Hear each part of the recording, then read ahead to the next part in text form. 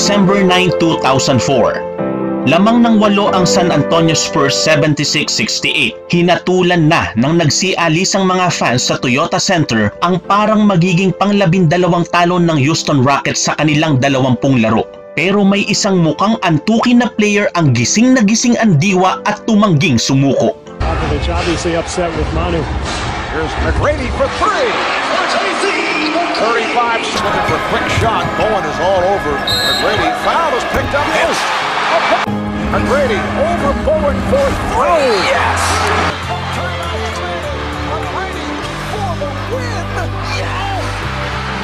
At sa pagkakabuslo ng kanyang final at game-winning 3, isang suntok sa hangin ang pinakawalan ni T-Mac na naging exclamation point sa isang suntok sa buwan na comeback. At sa ilang kisap mata, nabaliktad ang mesa. Isang umaatikabong 13 points in 35 seconds ang pinakawalan ni Tracy McGrady para maiukit ang maituturing na greatest individual comeback sa NBA history.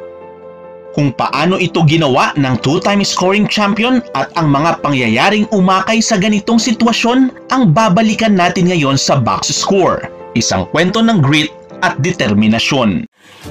With 11.2 seconds sa laban, may pagkakataon pa ang San Antonio Spurs para makawala sa isang higanting endgame collapse ng kanilang koponan. Pero may ibang plano si Tracy McGrady sa kanyang season-defining moment sa bago niyang tahanan. Ang pagkakataong ito ang magpapatikom sa takatak ng bibig ng kanyang mga kritiko na isa lang siyang scoring machine na walang winning DNA na dumadaloy sa kanyang mga dugo. Hindi mahirap intindihin kung bakit inuulan si McGrady ng batikos. Dahil sa kalibre ng gaya niyang superstar na player, mataas ang demand para sa kanya na makapag-translate kaagad sa Houston Rockets ng winning record. Nang lumapag kasi siya sa Rockets noong 2004-2005 season, nakasabit sa kanyang balikat ang 4 straight All-Star appearances at 2 consecutive scoring titles noong 2003 at 2004. Kaya walang kuskus balungos na nakipagpalit ang Houston Rockets ng baraha sa Orlando Magic kahit isugal pa nila ang dalawang cornerstone na sina Steve Francis at Cuttino Mobley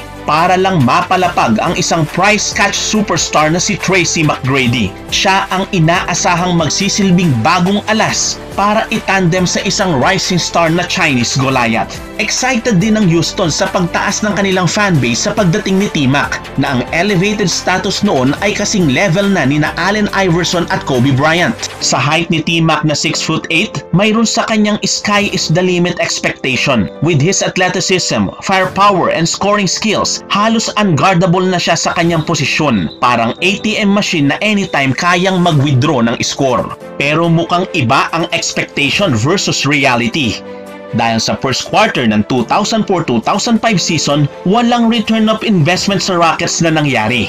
Sa unang 19 na tagay, 8-11 win-loss record lang ang kanilang naikampay sa likod ng dismayadong 19.3 points per game ni Boy Pungay. Wala pa sa kalahati ng season, parang senglot na ang performance at di makagulapay. Malayong malayo sa kanyang scoring title outputs na 32.1 at 28 points per game noong sa Orlando pa siya nakatambay. At ngayon sa kanilang pan-20 laro, kaharap ang isang Western Conference powerhouse na San Antonio, mukhang on pace ang Rockets sa pagngasab ng kanilang pan-12 talo. Makikita sa scoring kung gaano kahigpit ang number 1 defensive team na Spurs sa kanilang pagpulupot sa depensa. Nang itali nito ang Rockets sa 64 points na kulang 1 minuto na lang ang natitira. Ano naman ang nagawa na ni Boy Antok? Heto 20 puntos pa lang ang naipapasok sa likod ng karimari-marim na 29% field goals. Hindi tipikal para sa isang superstar na inaasahang bubuhat sa majority ng bigat ng scoring ng kanyang koponan. At paano siya nasakal ng ganito sa laban? Sa pangunguna ng 2-time MVP na tinaguri ang Big Fundamental. Sa pag-angkla ni Tim Duncan sa San Antonio Spurs, ilang beses niyang ipinaghele sa depensa si T-Mac kaya hirap itong maka-score sa loob. Samantalang sa labas, malagkit na depensa din ang nakasaklob sa pangunguna ng 4-time All-Defensive Team member na si Bruce Bowen na may depensang nagpapanginig ng tuhod. Nang makarating na sa buntot ang laban, isang airball 3 ni Bob Sura ang kumumbinsi sa home crowd na tuluyan na namang maiwawagwag ang kanilang koponan. Ang hindi alam ng karamihan, Masasaksihan pala ng NBA ang greatest individual game comeback sa isang regular season game na tatatak sa kasaysayan.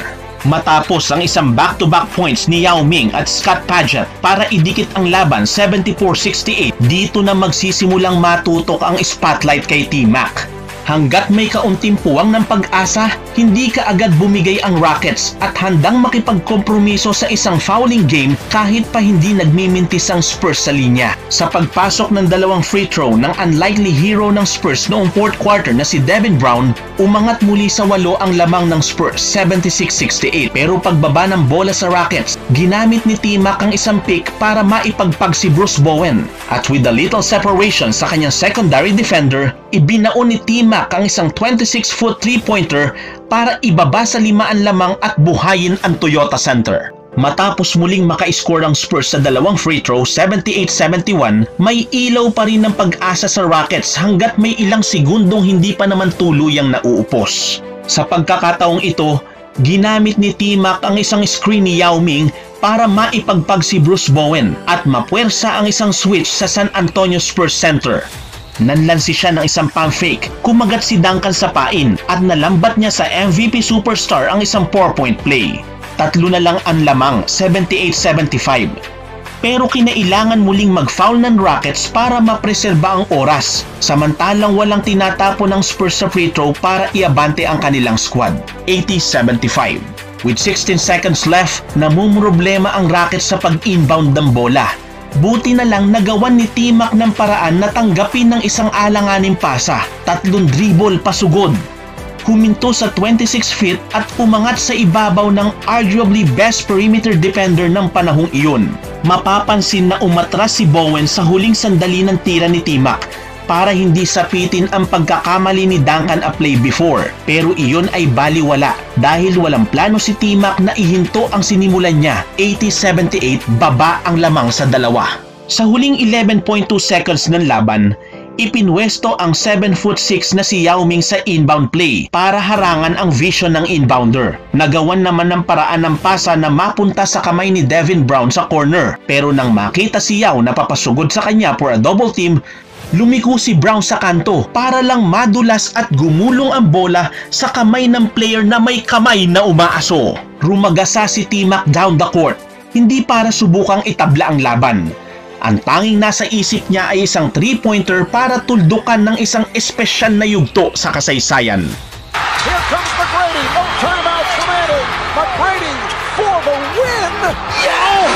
Isang suntok sa hangin ang napakawalan ni T-Mac na nagsilbing exclamation point sa kanyang historic comeback. Samantalang natigagal ang mga Spurs players na parang namalikmata sa mga naganap. Tinapos ni McGrady ang laban ng may 33 puntos at sa loob lang ng huling 35 segundo, nalusaw ang mga batikos. Parang naging batong tungtungan ang larong iyon sa pagbuwelo ng Rockets sa remainder of the season.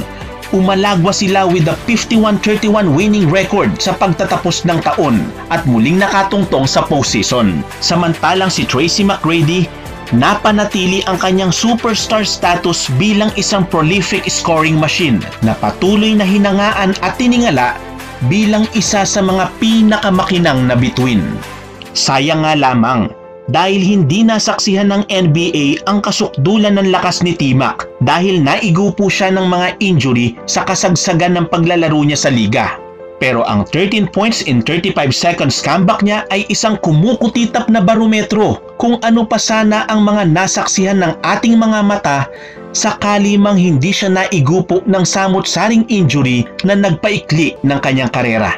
Pero ano pa man ang hindi naipahintulot ng kasaysayan, ang larong iyon na paboritong moment ni T-Mac ay one for the books pa rin na kayamanan na uulit-uliting buklatin dahil sa kanyang di kumukupas na kinang. Hanggang sa susunod nating video,